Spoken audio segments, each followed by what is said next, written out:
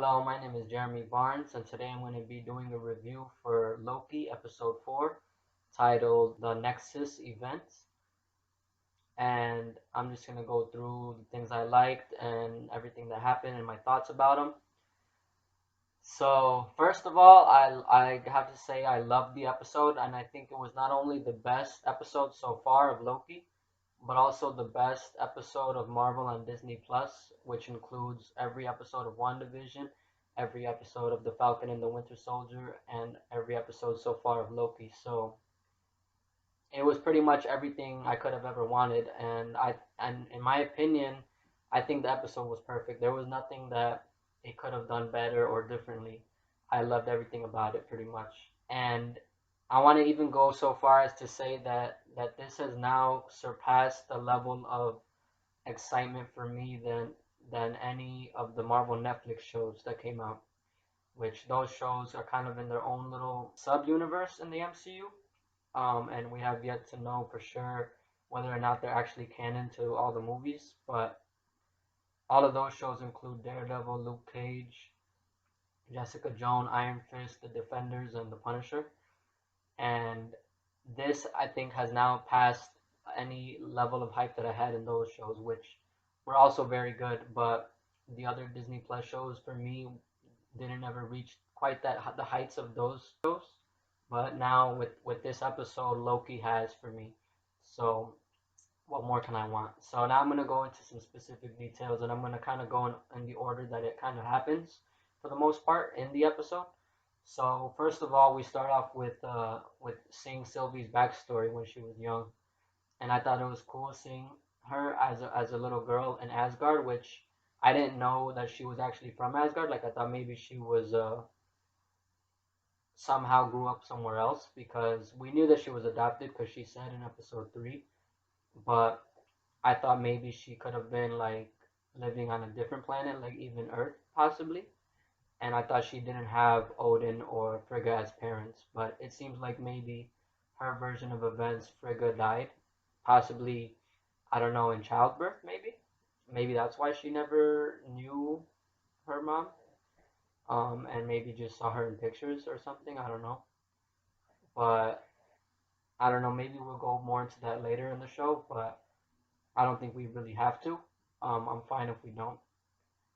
But it's crazy, like how the TVA just literally just strolls up there in Asgard and basically kidnaps this little girl, and they just ruin her whole life, and they don't give her a reason on why or what the hell is going on. So it's crazy, and it really paints the TVA in a really bad light, and we see more of that later on. And just wait till I get into that. Like I have some very strong opinions about some of this stuff.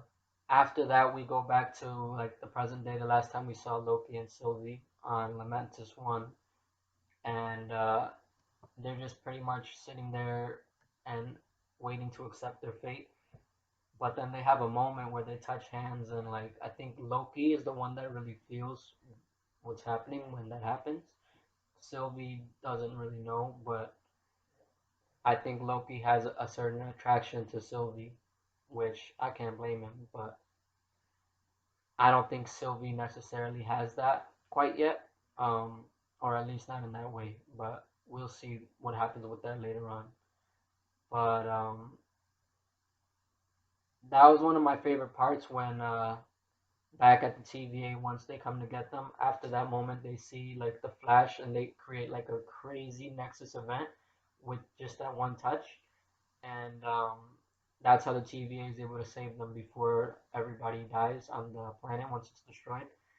So back at the TVA compound, when Mobius talks to Loki again in interrogation, he figures out like what it was, what happened, what created that Nexus event, and he's like, "Oh shit, you're in love with Sylvie. You're in love with another version of yourself. How chaotic and twisted is that?"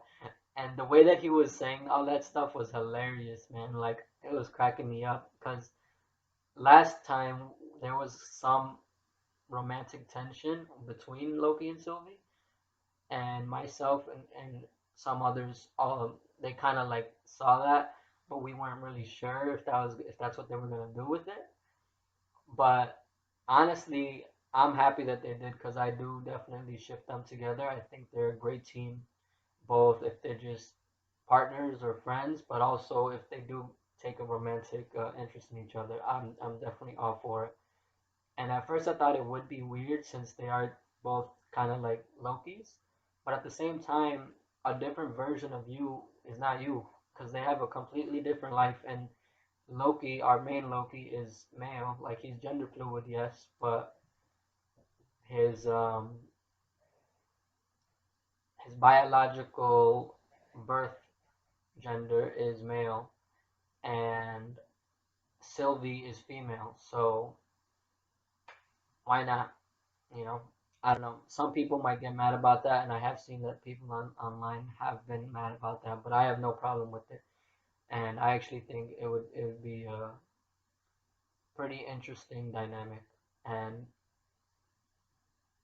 just kind of like the subtle like underneath the layers of that is really interesting to me on everything that would really mean, because like I said, they are like kind of both Lokis, and the way that some of the creators are talking about it is that like it's about Loki learning to love himself, but also others. Because Sylvie is a version of Loki, but she's still a completely different person. And Loki hasn't really opened up quite as much as he has in this show.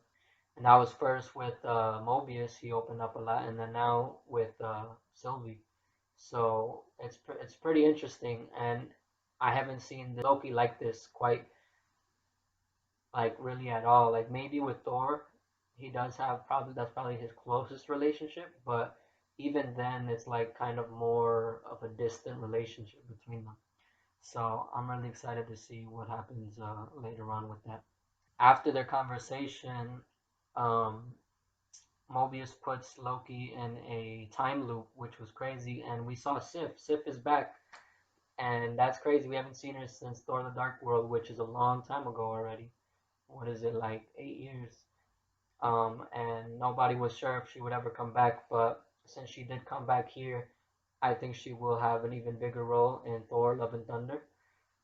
Um, so that's pretty cool. But it makes sense that Sif would first appear again in TV because she already made a TV cameo appearance on Agents of Shield, and I think that might have actually been before Thor: The Dark World, but it was still cool, and it fits that she would show up first here and then go back into the movies, similar to how Coulson went back into the movies in Captain Marvel. Um, but it was a prequel. But either way, it was still cool to see him come back after 7 seasons of Agents of Shield. So that was cool. That's all I'm gonna say about that. Like the Sif thing, it was like cool to see her, but it was nothing really more than that. It was just a fun little cameo. So now I'm gonna just talk about my favorite moments, and the next one is when Hunter B15, like she's starting to like become suspicious and like wonder about what happened when Sylvie touched her in episode 2 when they were in the 2050 apocalyptic event, and she saw some of her life just like how C20 did in the beginning of episode 3 when we saw exactly what Sylvie did to her. And Hunter B15 goes to Sylvie and she asks her like, what did you do to me? I want to find out more. And she shows her, and then she turns her back on the TVA because she knows the truth about what they are, and what they are is not good. Um, so that was really cool. And then another element of this episode that I really liked was the whole cover up aspect of it. Like everything was really shady. Like what's going on? You could tell that Renslayer was lying to Mobius in the beginning when she told him about C20 that she died, which that part was true. But why did she die? Because they killed her because she knew too much. And you could tell Mobius was like he was like a little bit off with her, like he knew something was off. But he still also then lied to B15 when B15 asked about C20. So the TVA, like Loki says in this episode, is just filled with liars, but some of them are a little bit more open minded than others and like want to know the truth or don't want to just like keep lying without knowing anything. But obviously, I think Renslayer does know more than everybody else. So right before we go see the timekeepers, she's on the elevator with Loki and Sylvie, and Sylvie asks her like, "Do you remember? Do you remember me when I was a kid?" And she's like, "Yeah." And she asked because she never knew what was my Nexus event. Like, why did the TVA take me from my time when I was just a little girl? And I fucking hate Renslayer because she's just she's evil, man. Like she said, I don't even remember. And then she laughed about it. She smiled. Like she didn't care, and that's fucked up, man. That's why either Renslayer is the main villain of the series, or she's working with Kang, and he'll turn out to be the main villain. I kind of doubt that though, because I think they will save him for one of the movies when he's gonna be in Ant-Man and the Wasp: Quantumania. He's already confirmed for that. But we might see him. Like I hope we do see him in this show. And then the biggest reveal of the episode, of course, the timekeepers, which was awesome to see. I like how they kind of built up to it in this episode. Like we see like the silhouettes of them in the beginning when Renslayer goes to meet with them, but we don't actually see the meeting. And then later on, we see them like up close and for real. And in that first shot when we just saw their silhouettes, I was like, oh, they're definitely fake. Like the way that their eyes were glowing and everything, they just don't look real. Um, and then when we actually see them, I was like, oh, I don't know, maybe they are real because they look like biological beings, but at the same time, they look like kind of bad CGI to me. So I was like, they look realish, but also they look fake because it didn't look like an actual living creature. And I thought maybe it was just because they didn't have the budget to make the CGI better. But I think it purposely didn't look good because they turn out not to be real. They're just androids or just like programmed robotics that are just programmed to say what they say. Which everything they said was pretty like generic stuff. So it makes sense. Like I don't even know if they have AI in them, but maybe we'll find out even more later, which I hope we do. Because I'm definitely curious to find out more, specifically with Miss Minutes. Like she's the other factor that we don't really know much about. Like we've seen her in an animated video, which could just be made by anybody. It doesn't have to be anything. But then we saw like a physical representation of her in episode 2, but it was like a hologram. But she's told Loki that she's like living and recording or something like that. So I don't know what that means, but I'm assuming we will see her again and there'll be something special about that. Like maybe Miss Minutes is the sole ruler of the TVA and she just hides behind that little cute like personality or whatever. What do you call it? Mascot. And like she portrayed these timekeepers as like godly figures, but they're not really anything. She just made them up. It's either that or she's like the right hand person to who's actually pulling the strings, which I think is gotta be King the Conqueror. I mean, come on, there's just too many things that are pointing that in that direction. Like at first, I thought that Sylvie, Lady Loki, would be the villain of this series, but then when we saw her in episode 3, I'm like, oh, she's not even that scary. She's just pretty similar to Loki. She just knows more, and that's how she was able to get as far as she did. And then I thought maybe the timekeepers would be the villains, but then we found out that they're not real in this episode. So who else could it be? It could be Renslayer herself, but either way, she's definitely working with Kang. Even if we don't see Kang in the series, he's definitely involved, like 100%. Even I'm even more confident with that than I was about Mephisto and WandaVision, which I still believe to be true that he was involved in that. But we'll see what happens with that in Doctor Strange. But Kang, we know for sure is coming, so I think he's definitely involved here. But will we see him in the show is the question. Like I hope we do, but we might not. But either way, there's some really big stuff happening now, and I'm excited to see what happens in the last 2 episodes. And just that whole sequence in the timekeeper throne room or whatever, it was cool. Like it had a creepy vibe to it with like the mist or like the smoke fog and like the dimly lit room, and it added to their mysterious nature. And it's crazy that Mobius still hasn't seen them because of what happened, which was crazy. And that's the last part I want to mention. The people that were pruned in this episode, like, what? That was shocking. First, it was him, Mobius, my boy. And when that happened, I audibly yelled that loud, no! Why would you do that to Mobius? I was like, that shit hit me. I was like, oh shit, what the fuck is going on? And since the first episode, I believe that when people are pruned, when they zap them with the stick, that I didn't think that they died. I just thought that they got rid of that current version of themselves, but then they just reset into the sacred timeline. So they don't die; they just return to where they weren't supposed to create a branch timeline. So that's what I'm thinking happened to Mobius. So we could still see him again if Loki goes to that time wherever he came from and gets him out of there, which could happen. But also, the other person who got prone was Loki himself, which I was like, what the hell? And I would have been fine if they just ended the episode right there. But I knew that he couldn't have died once Loki was hit because how are you gonna kill Loki? It would have been ballsy as hell if they did kill Loki and then Sylvie ended up being the main character of the show. But of course that wasn't gonna happen. But then we see the post credit scene.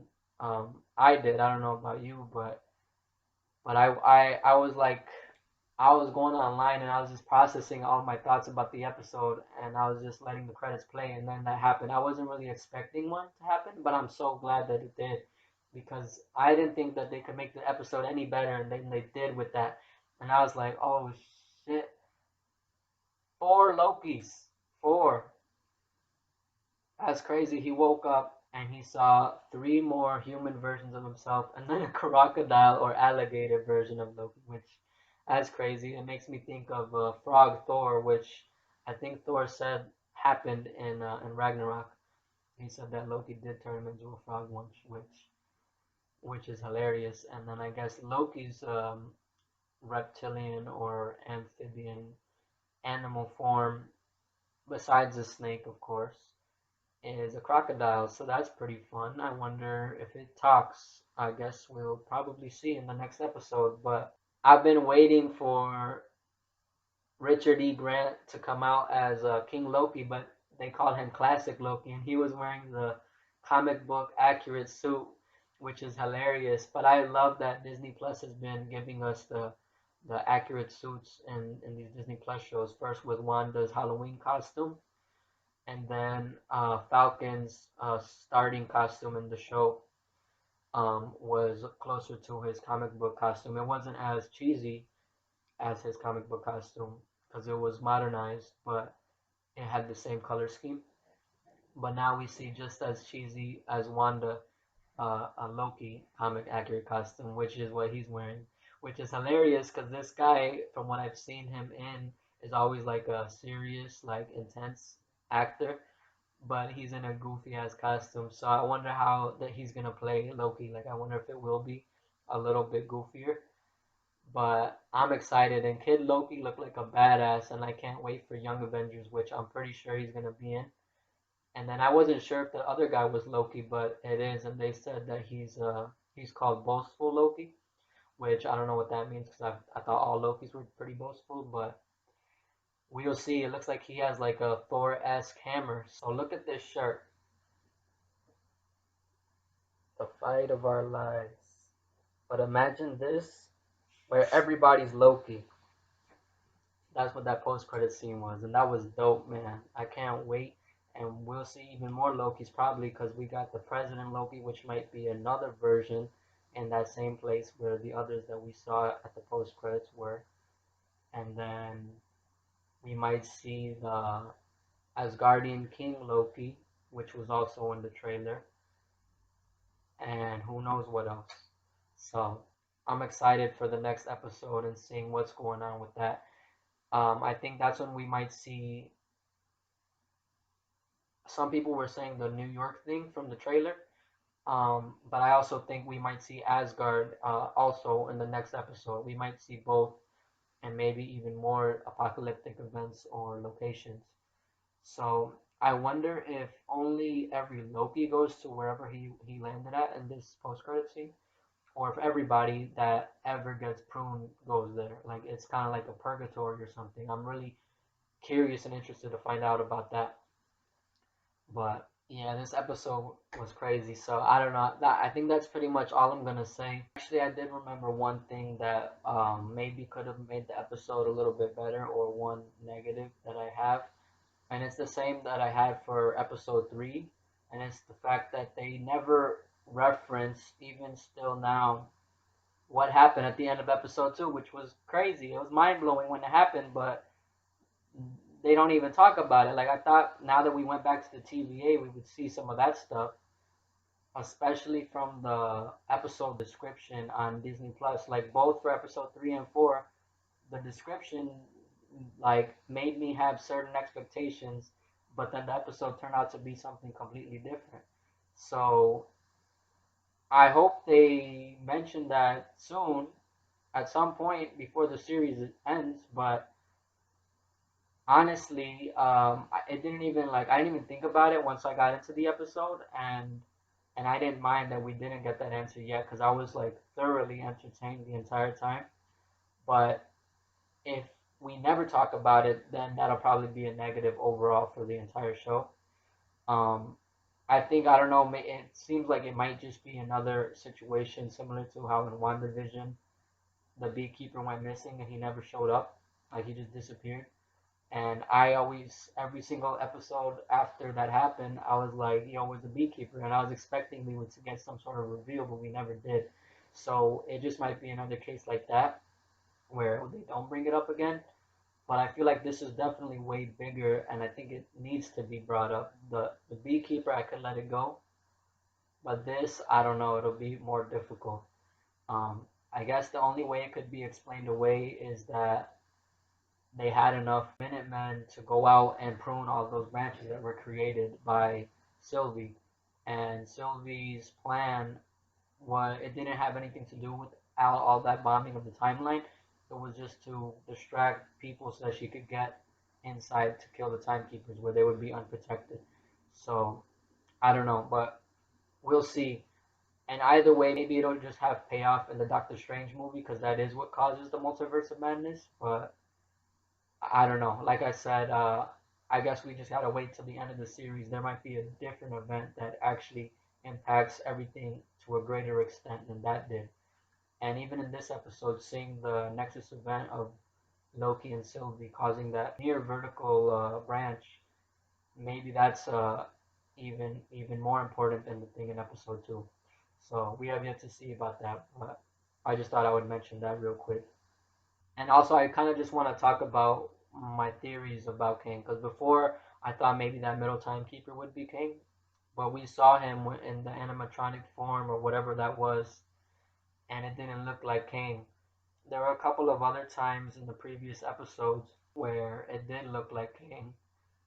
There are like some where it has like a smoother face, like the surfaces of like the statues or in the animated video from episode one, where it does look like Kang and it doesn't look as scaly as like what Loki described as keepers of being space lizards. But then in episode two we saw a more detailed statue and it did look scaly, and then that's how we he actually looked when we saw him, the middle timekeeper. So I kind of feel like because there's different versions of him, like he looks different. For example, in the courtroom, it's a smooth face. There's no scales on it. But then when we see him, he does have scales. So I feel like that's a big indication that Kang did use his likeness, but he altered his likeness so that people wouldn't catch on to exactly what he was doing. But he's the one that's behind everything. And Renslayer knows about it. Like she, even if she's not lovers with Kang yet, which I think she probably is already, but even if she's not, She knows about Kang and she knows what's going on. So they're working together definitely. But I just show you the Jonathan Majors as King. This is an artwork from D.A. Trinity, I think is how it's pronounced. And this is probably the best artwork that I've seen of how Jonathan Majors, who has already been cast as King, can look as him. Um, and I'll show you the comparison from the comics and him and Renslayer in the comics. But that's all I'm gonna say for now. So thank you for watching my review.